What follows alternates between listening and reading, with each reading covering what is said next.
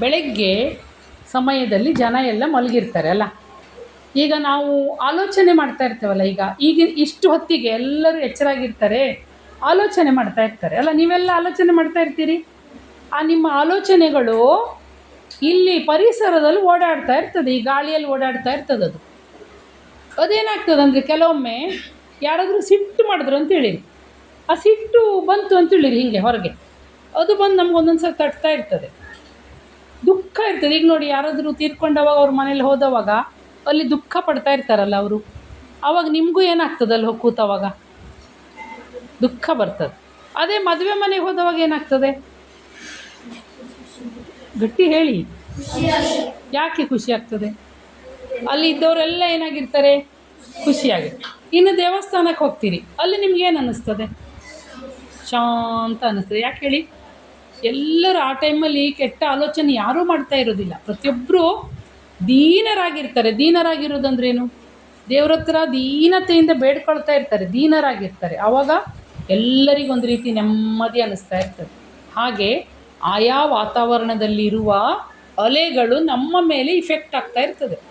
ಈಗ ನೀವು ಬೆಳಗ್ಗೆ ಮಲಗಿರ್ತೀರಲ್ಲ, ಆವಾಗ ಖಾಲಿ ಇರ್ತದೆ, ಜನರ ಆಲೋಚನೆಗಳೆಲ್ಲ ಸ್ಟಾಪ್ ಆಗಿರ್ತದೆ, ಎಲ್ಲೆಲ್ಲೋ ಕೆಲವರು ಮಾತ್ರ ಎದ್ದಿರ್ತಾರಲ್ಲ, ಖಾಲಿ ಇರ್ತದೆ, ವಾತಾವರಣ ಶುದ್ಧ ಇರ್ತದೆ. ಎರಡನೇದೇನು ಅಂದರೆ, ಆಕ್ಸಿಜನ್ ಇರ್ತದೆ ಫುಲ್ಲು. ಆಕ್ಸಿಜನ್ ಯಾಕೆ ಇರ್ತದೆ ಹೇಳಿ? ಬೆಳಗ್ಗೆನೇ ಅಲ್ಲಿ ಸ್ಟಾರ್ಟ್ ಆಯಿತು ಉತ್ಪಾದನೆ, ವಾಹನಗಳಿರೋದಿಲ್ಲ. ವಾಹನಗಳು ಬಂದರೆ ಹಿಂಗೆಲ್ಲ ಡೈಆಕ್ಸೈಡ್ ತುಂಬಿಕೊಂಡಿರ್ತದಲ್ಲ, ವಾಹನ ಇರೋದಿಲ್ಲ. ಆವಾಗ ಬೇಕಾದಷ್ಟು ಆಕ್ಸಿಜನ್ ಇರ್ತದೆ, ಆಕ್ಸಿಜನ್ ಸರಿ ನಮಗೆ ಸಿಗ್ತಾ ಇರ್ತದೆ. ಆವಾಗ ನಾವು ಮಲ್ಕೊಂಡಿದ್ಬಿಟ್ರೆ ನಮ್ಮ ಉಸಿರಾಟ ತುಂಬ ನಿಧಾನ. ಆ ಸಮಯದಲ್ಲಿ ಮಲ್ಕೊಂಡಿದ್ರೆ ನಾವು ಆಕ್ಸಿಜನ್ ಎಳ್ಕೊಳ್ಳಿಕ್ಕೆ ಅರ್ಹರಾಗಿರೋದಿಲ್ಲ. ಆವಾಗ ಎದ್ದು ಬಿಟ್ಟರೆ ಆಕ್ಸಿಜನ್ ತಗೊಳ್ಳಿಕ್ಕೆ ಆಯಿತು. ಎರಡನೇದೇನಾಯಿತು ಅಂದರೆ, ಆ ಸಮಯದಲ್ಲಿ ಆಲೋಚನೆಗಳ ಹರಿವು ಎಲ್ಲೂ ಇರೋದಿಲ್ಲ ನೋಡಿ, ಬೇರೆ ಕಡೆ ಎಲ್ಲ. ಆವಾಗ ನಿಮಗೆ ಏಕಾಗ್ರತೆ ಜಾಸ್ತಿ ಆಗ್ತದೆ. ಏಕಾಗ್ರತೆ ಅಂದ್ರೇನು? ಗಮನ ಕೊಡೋದು ಜಾಸ್ತಿ ಆಗ್ತದೆ. ಗೊತ್ತಾಯ್ತಾ?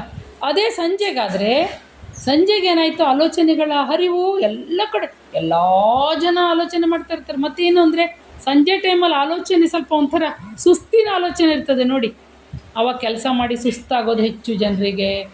ಆಮೇಲೆ ಒಂಥರ ಕಿರಿಕಿರಿ ಮನಸ್ಸಾಗಿರ್ತದೆ. ಇಡೀ ದಿನ ಕೆಲಸ ಮಾಡಿರ್ತಾರಲ್ಲ, ಜಾಬ್ನಿಂದ ಬರೋರೆಲ್ಲ ಮುಖ ಸಪ್ಪೆ ಮಾಡ್ಕೊಂಡು ಬರ್ತಾ ಇರ್ತಾರೆ, ಹೊಲದಿಂದ ಬರೋರು ದಣಿದು ಬರ್ತಾ ಇರ್ತಾರೆ.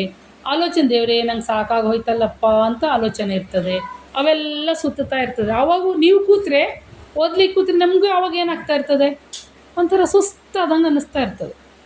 ನೀವು ಸುಸ್ತಾಗಿರ್ತೀರಲ್ಲ, ಶಾಲೆಗೆ ಹೋಗಿ ಸುಸ್ತಾಗಿರೋದಿಲ್ಲ ಮನೆಗೆ ಹೋದ ನಂತರ, ಹೌದಲ್ಲ? ಅದಕ್ಕಾಗಿ ಬೆಳಗ್ಗಿನ ಸಮಯ ಓದಲಿಕ್ಕೆ ತುಂಬ ಸೂಕ್ತ. ಅದಕ್ಕಾಗಿ ಬೇಗ ಎದ್ದು ಸಾಧ್ಯ ಆದಷ್ಟು ಒಂದು ದಿನ 20 ನಿಮಿಷ ಓದಿ, ಒಂದು ದಿನ ಅರ್ಧ ತಾಸು ಓದಿ, ಹಾಗೆ ಬೆಳೆಸ್ತಾ ಹೋಗ್ರಿ ಓದನ್ನು. ಇನ್ನೂ ಹೆಚ್ಚೆಚ್ಚು ಬ್ರಾಹ್ಮಿ ಮುಹೂರ್ತದಲ್ಲಿ ಹೇಳಲಿಕ್ಕೆ ಶುರು ಮಾಡಿರಿ. 3 ಹಂತದ ಬ್ರಾಹ್ಮಿ ಮುಹೂರ್ತಗಳಿದ್ದಾವೆ. ಈಗ ನಿಮ್ಗೆ ಹೇಳಿದ್ರೆ ಅದು ಅರ್ಥ ಆಗೋದಿಲ್ಲ. ಆ ಸಮಯದಲ್ಲಿ ಇನ್ನು ಸ್ವಲ್ಪ ದೊಡ್ಡ ಆಗ್ತಿರಲ್ಲ ನೀವು, ಆವಾಗ ಸ್ವಲ್ಪ ಬೇಗ ಹೇಳ್ರಿ. ಬೇಗ ಎದ್ದು ಕಾಲೇಜಿಗೆಲ್ಲ ಹೋಗ್ತಿರಲ್ಲ, ಆವಾಗ ಬ್ರಾಹ್ಮಿ ಮುಹೂರ್ತದಲ್ಲಿ ಓದಲಿಕ್ಕೆ ಪ್ರಯತ್ನ ಮಾಡಿ. ಸಾಧ್ಯ ಇದೆ. ನಾನಂತೂ ಬ್ರಾಹ್ಮಿ ಮುಹೂರ್ತದಲ್ಲೇ